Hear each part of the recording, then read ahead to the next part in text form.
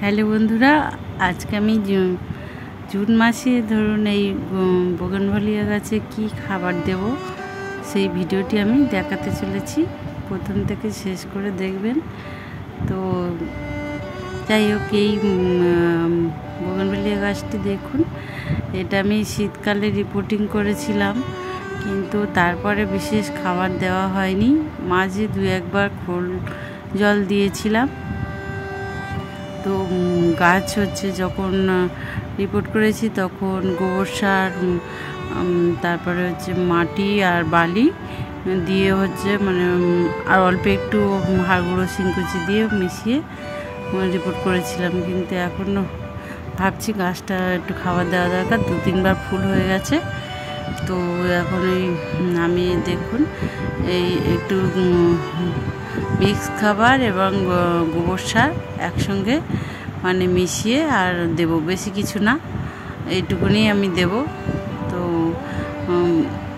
এইটুকু দিয়ে আর তারপরে জল দিয়ে দেব। তো তাহলে দেখবেন আবার প্রচুর ফুল ফুটবে। 2-3বার ফুল হয়ে গেছে। এই যে গাছে এখন শুকিয়ে আছে, দেখুন ফুলগুলো। তো এই বোগেনভেলিয়া গাছ খুবই অল্প পরিচর্যাতেই সুন্দর ফুল হয়। তো এর বেশি জলও দিতে লাগে না। বোগেনভেলিয়া গাছ আমার খুবই ভালো লাগে। তো দেখুন, আর এই ফুলগুলো শুকনো হয়ে গেছে বলে আমি কেটে দিচ্ছি। তো এই গাছটি আমার 2-3 বছর তো হয়েই গেছে। এর দেখুন গুঁড়িটা মোটা হয়ে গেছে অনেকটা। তো আমি ডাল ছেটে রেখে দিয়েছি ছোট করে। তো এই বোগেনভেলিয়া গাছ আমাদের ছাদে প্রত্যেকেই করলে দেখতে ভালো লাগে, কেননা এই গাছটা প্রচুর ফুলও দেয় আর কম পরিচর্যা লাগে। 2-1 দিন যদি জল না 3-4 দিন দিই আমার কোনো অসুবিধাই হবে না। তো এই গাছটি আমি মানে মাঝে মাঝে এমনি মাটি একটু আলগা করে দিতে হয়, যাতে মাটিটা হাওয়া চলাচল করে। তো আমি এই যে খাবারটা দিয়ে জল দিয়ে দিলাম, আর বিশেষ কিছু করতে লাগবে না।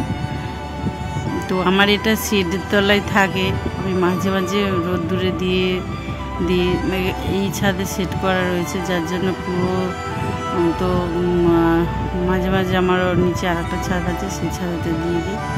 গাছটা তখন ফুল এসে যায় বেশি তাড়াতাড়ি। তো যাই হোক বন্ধুরা, আজকে ভিডিওটি এই পর্যন্ত। যদি ভালো লাগে লাইক, শেয়ার, কমেন্টস করবে, পাশে থাকবে। ধন্যবাদ।